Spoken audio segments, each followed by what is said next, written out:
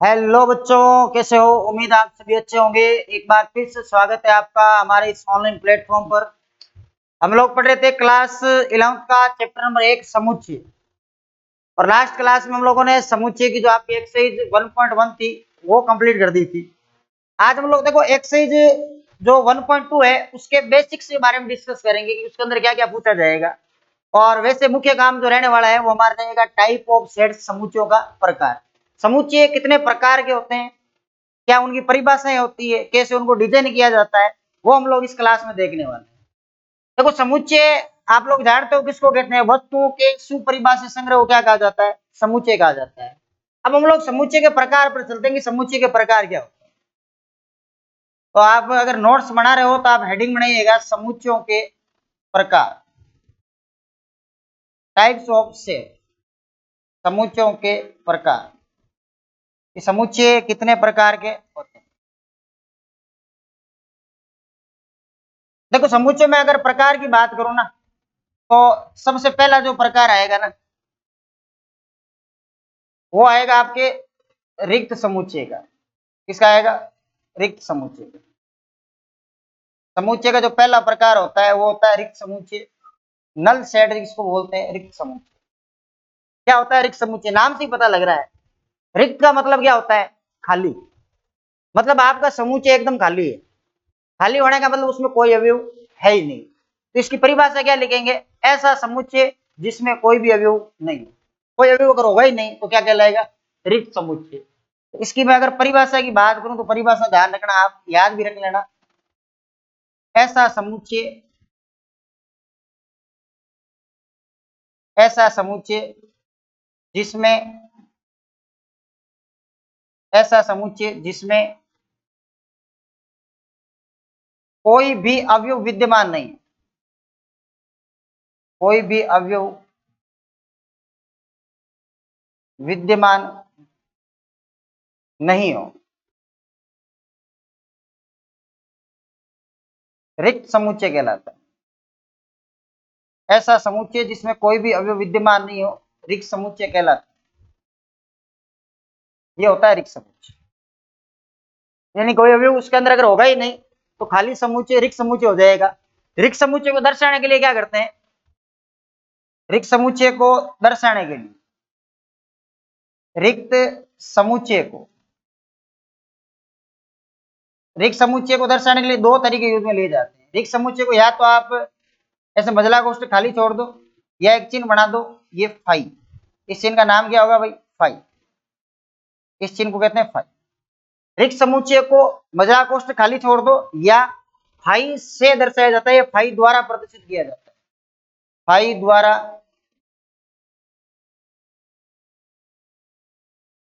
Phi द्वारा प्रदर्शित किया जाता है।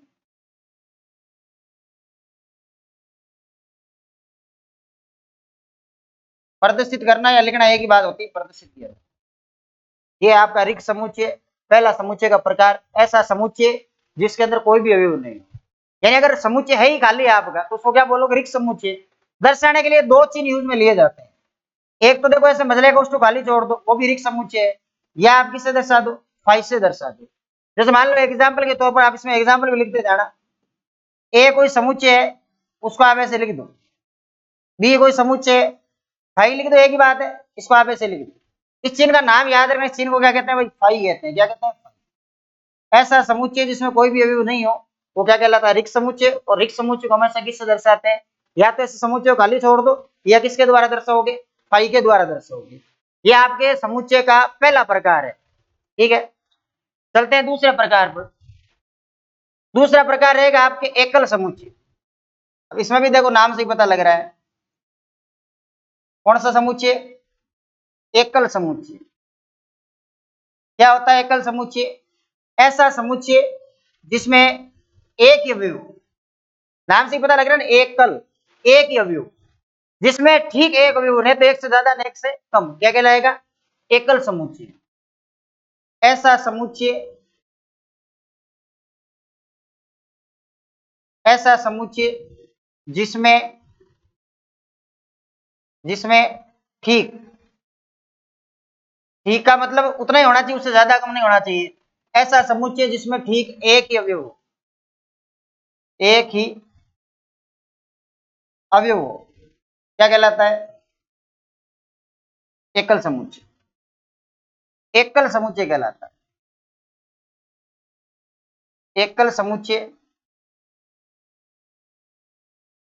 कहलाता है। अब एक अवयव का उदाहरण कोई से ले लो, उससे क्या फर्क पड़ना है? उदाहरण देखो, आप उदाहरण कौन से लोगे? मान लो आप एग्जाम्पल के तौर पर एक अवयव, एक समुच्चय लिया मैंने ए, जिसके अंदर मैंने एक एलिमेंट ले लिया स्मॉल, ये एकल समुच्चय का उदाहरण होगा। मैंने लिया बी, उसके अंदर मैंने ले लिया एक को, मैंने यहाँ समुच्चय लिया सी, सी लेंगे और इसमें लिख देंगे 3। ये सारे एकल समुच्चय के उदाहरण। ऐसा समुच्चय जिसके अंदर ठीक एक अवयव हो, न एक से ज्यादा न एक से कम। अगर कोई भी अवयव नहीं होगा तब तो कौन सा?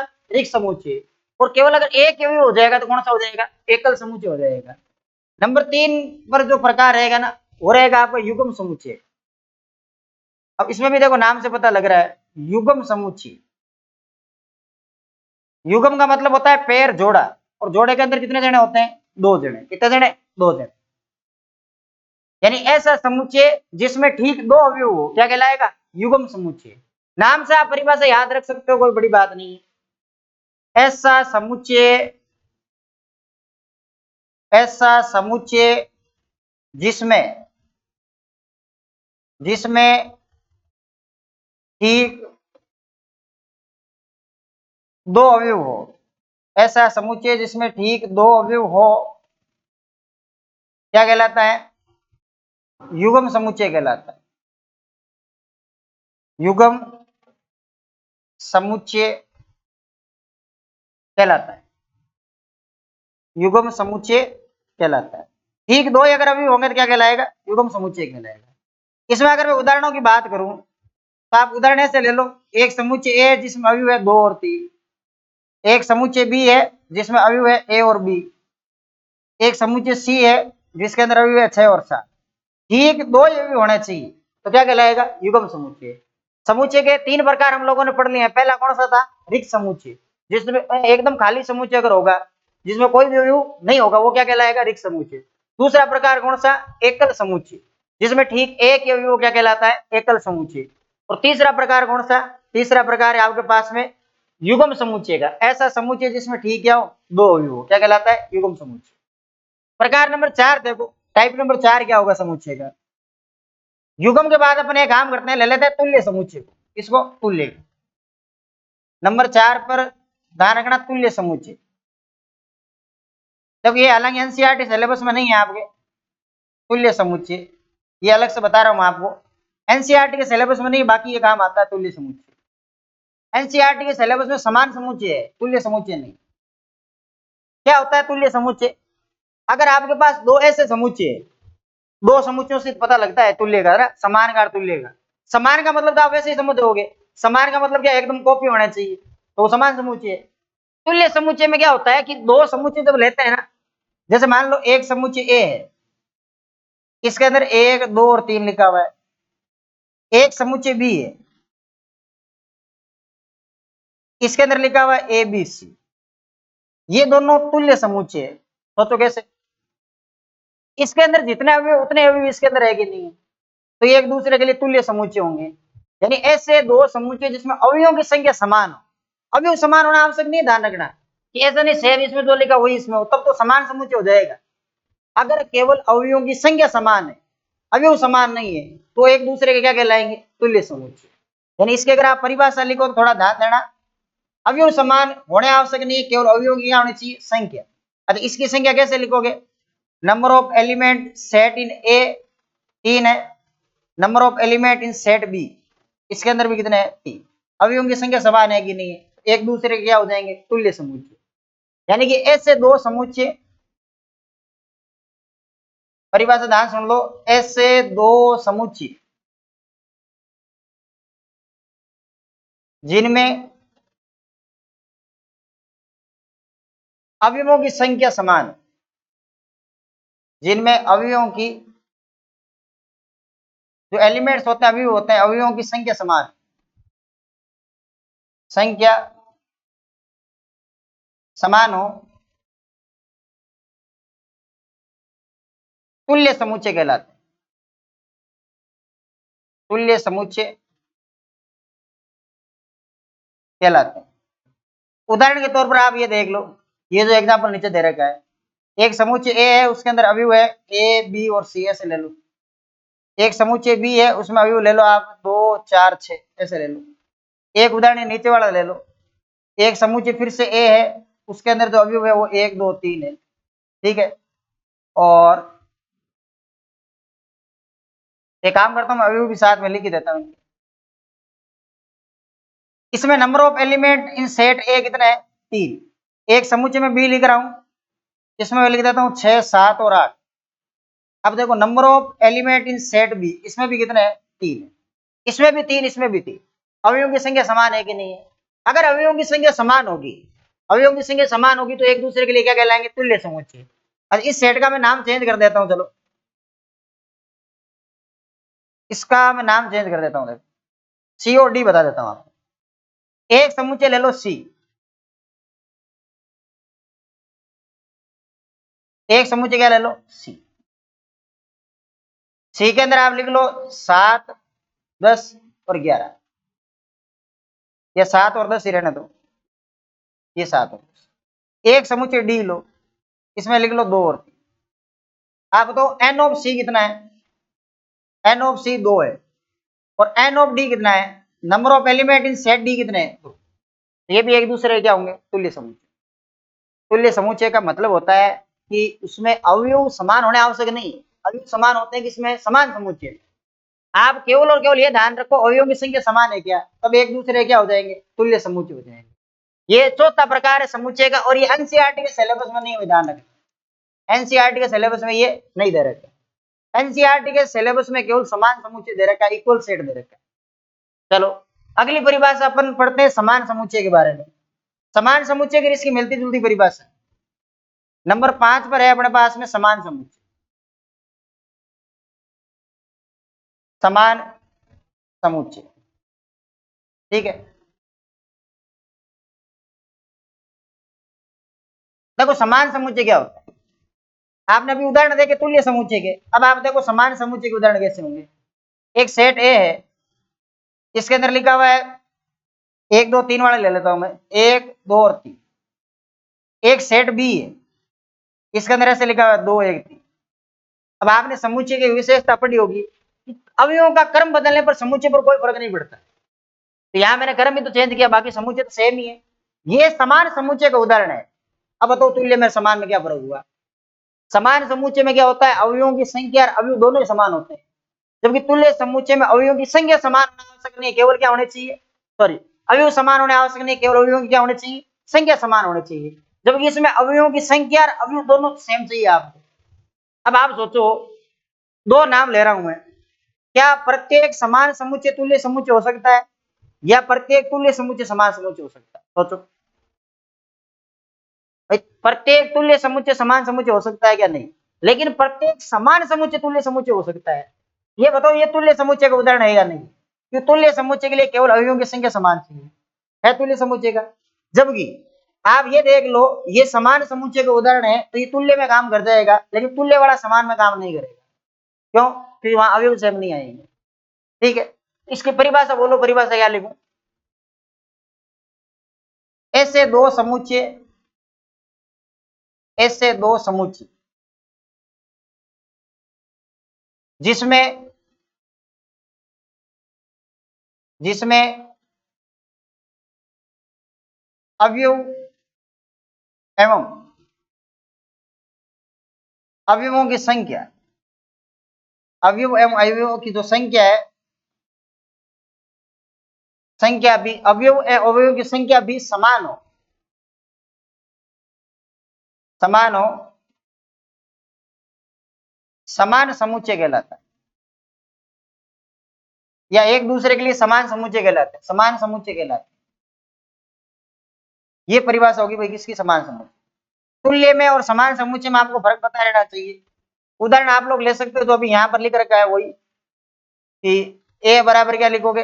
1 2 और ये 3, और बी बराबर क्या लोगे? 2 1 और ये 3, ये होंगे। एकदम क्लियर है क्या? और अगर दिक्कत आ रही है मैं और एग्जांपल तुम्हें बता देता हूँ। ये सी एक समुच्चय है। अच्छा यहाँ ऐसे लिखना, ए और बी क्या बराबर है, इक्वल सेट का मतलब क्या, ए बराबर क्या है बी के।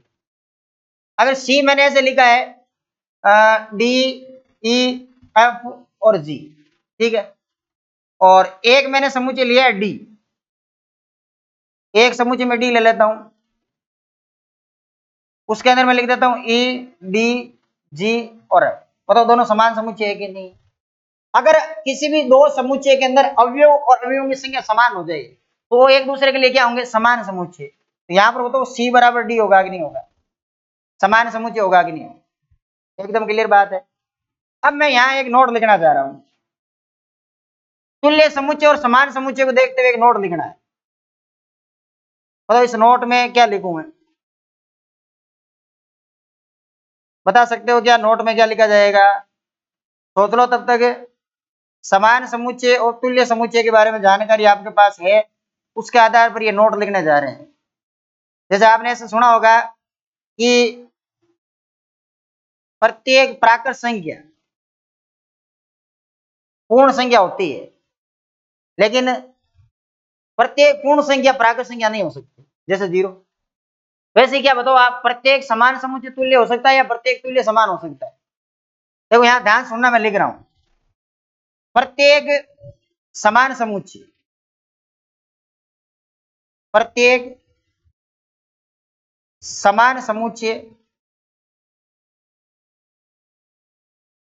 तुल्य समुच्चय होता है।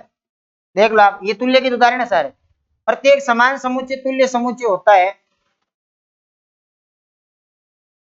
तुल्य समुच्चय होता है, लेकिन लेकिन प्रत्येक तुल्य समुच्चय का, प्रत्येक तुल्य समुच्चय का समान समुच्चय होना आवश्यक नहीं, ये धारणा हो भी सकता है नहीं हो सकता, दोनों काम ये तो है, ये भी तुल्य समुच्चय भी है समान समुच्चय भी है, लेकिन प्रत्येक तुल्य समुच्चय, जैसे पीछे वाला जो एग्जांपल लिया था वो समान समुच्चय का नहीं होगा। प्रत्येक तुल्य समुच्चय का समान समुच्चय होना आवश्यक नहीं है, ये ध्यान रखना। ये नोट दिमाग में रखोगे भाई। एकदम क्लियर है क्या नोट क्या लिखा है मैंने? प्रत्येक समान समुच्चय तुल्य समुच्चय होता है। देख लो ये सारे समान समुच्चय तुल्य समुच्चय के उदाहरण है, लेकिन प्रत्येक तुल्य समुच्चय का समान समुच्चय होना आवश्यक नहीं है, ये ध्यान रखना, ठीक है। दो प्रकार और रह गए, एक तो परिमित समुच्चय रह गया, परिमित समुच्चय, उसके बाद में टाइप खत्म हो जाएगा आपके सिलेबस में जो है परिमित समुच्चय। नंबर 6 पर आएगा आपके पास में परिमित समुच्चय।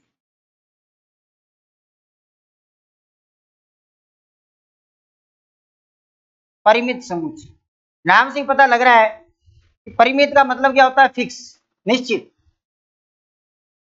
देखो समुच्चय आपने देखे होंगे, कभी कभी अपन क्या करते हैं, जब कोई समुच्चय लिखते हैं ना ऐसे लिख के छोड़ देते हैं, एक जनरली अपन यही तो लिखते हैं 1 2 3। कभी कभी आपने देखा होगा ऐसे लिखते हैं 1 2 और 3 करते हैं, आगे से डैश डैश कर देते हैं, ये दो देखे है ना। ये तो है परिमित, ये है परिमित। परिमित कौन सा होता है, जिसमें अवयवों की संख्या निश्चित होती, फिक्स है कि अपन काउंट कर लेंगे यहां से यहां तक है, डैश डैश छोड़ा हुआ है आगे से, पूरा लास्ट वाला पद भी नहीं दिया हुआ है, वो हमेशा किसका उदाहरण होगा, अपरिमित का, जिसके अंदर अवयवों की संख्या निश्चित नहीं होती है। आप परिभाषा सोचो, परिभाषा में क्या लिखूंगा, बताओ देखिए परिभाषा क्या लिखेंगे, होटल है ना सर, परिभाषा सोच लो क्या देंगे परिभाषा।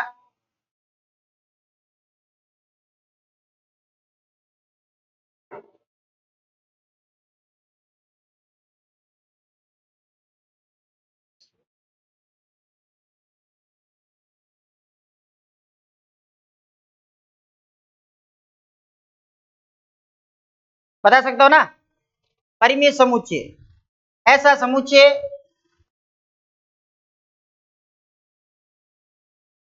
ऐसा समुच्चय जिसमें जिसमें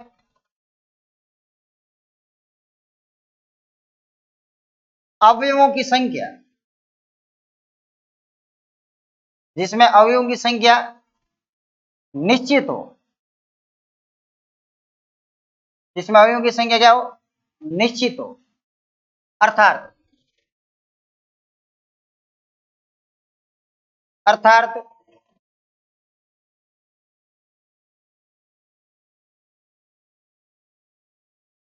अनंत नहीं हो, अर्थात अनंत नहीं हो, क्या कहलाता है, परिमित समुच्चय कहलाता है।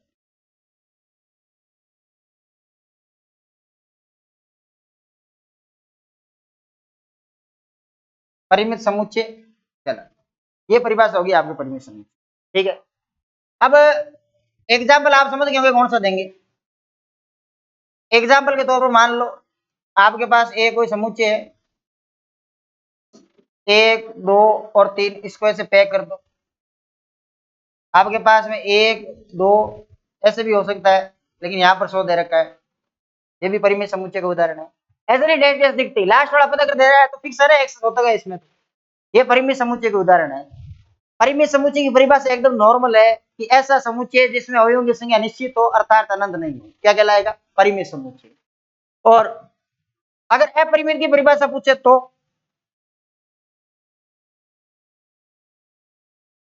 अपरिमित की अगर परिभाषा पूछ ले तो अगर आपको मैं यूं कहूं कि इसको देखते हुए लास्ट और सातवीं परिभाषा अपरिमित समुच्चय की परिभाषा बता दूं तो बोलो क्या दोगे परिभाषा इसकी, एकदम इसकी जस्ट उल्टी दे दो। क्या कह रहा है, जस्ट ऑपोजिट होनी चाहिए। ऐसा समुच्चय जिसमें अवयवों की संख्या निश्चित, तो इसमें क्या लिखो, ऐसा समुच्चय, ऐसा समुच्चय जिसमें जिसमें अवयवों की संख्या, जिसमें अवयवों की संख्या निश्चित नहीं हो, अवयवों की संख्या क्या नहीं हो, निश्चित नहीं हो, अर्थात अर्थात अनंत हो, अर्थात अनंत हो, अपरिमित समुच्चय कहलाता है। अपरिमित समुच्चय कहलाता है। समझ गए बात, ऐसा समुच्चय जिसमें अवयवों की संख्या निश्चित नहीं हो क्या कहलाता है, अपरिमित समुच्चय। और आप अपरिमित समुच्चय के उदाहरण दे सकते हो। उदाहरण क्या दोगे बताओ, आप सीधा यूं लिख दो 1 2 3 और यूं छोड़ दो ऐसे करके। अच्छा इसमें क्यों रोस्टर विधि में क्यों, आप समुच्चय निर्माण विधि में दो ना, क्या दोगे, अक्स सच दैट, अक्स एक प्राकृत संख्या है, अक्स एक प्राकृत संख्या है, ऐसे उदाहरण दो। समझ रहे हो बात कैसे, कौन सी विधि में उदाहरण है, समुच्चय निर्माण विधि में सीखी थी ना, ये समुच्चय निर्माण विधि में, रोस्टर विधि में। अच्छा दोनों सेम ही है क्या, बिल्कुल दोनों सेम ही है, ये समुच्चय निर्माण विधि में होगा और ये कौन सी विधि में होगा, रोस्टर विधि में। तो आप इसको चेंज कर लो, इसको चेंज कर लो आप चाहो तो। आप क्या करो, इसको यूं लिख लो कि 2 4 6, ये लो सम संख्याओं का हो गया उधर। यहां भी लिख सकते हैं अक्ष इस प्रकार, एक अक्ष एक सम संख्या है। ये भाई सारे आपके समुच्चय के प्रकार है। पहला ऋक समुच्चय, दूसरा एकल समुच्चय, तीसरा कौन सा, युग्म समुच्चय, चौथा कौन सा, अरे कौन सा चौथा, तुल्य समुच्चय, और पांचवा कौन सा, समान समुच्चय, छठा कौन सा, परिमित समुच्चय, और सातवां कौन सा, अपरिमित समुच्चय। ये आपके समुच्चयों के प्रकार है, याद रखनी है इनकी परिभाषाएं, उदाहरण, क्योंकि आगे वाली जो प्रश्नावली आने वाली है ना आपकी 1.2, एक ही क्लास में लगभग कंप्लीट हो जाएगी वो 1.2 जो प्रश्नावली आपकी है, उसको हम लोग एक ही क्लास में कंप्लीट कर लेंगे। लेकिन ये सारा मैटर 1.2 के लिए काम आएगा, ध्यान रखना। ये इसलिए पढ़ते हैं क्योंकि 1.2 पढ़ने से पहले उसके बारे में तो जानकारी है, बेसिक डिटेल है, वो हम लोग पढ़ रहे हैं। ठीक है, हाँ बिल्कुल, आज की थोड़ी सी छोटी है क्लास अपनी, है ना, आगे वाली नेक्स्ट क्लास में है ना हम लोग इसको खत्म कर देंगे पूरे को। तब तक आप एक काम करो, इनको अच्छे से याद कर लो परिभाषाओं को, ताकि पर्सनल में कोई दिक्कत आए नहीं। वो ऑफ करो सर वहां से। 25 मिनट हो गए क्या? कितना ही टाइम लगता है उसमें।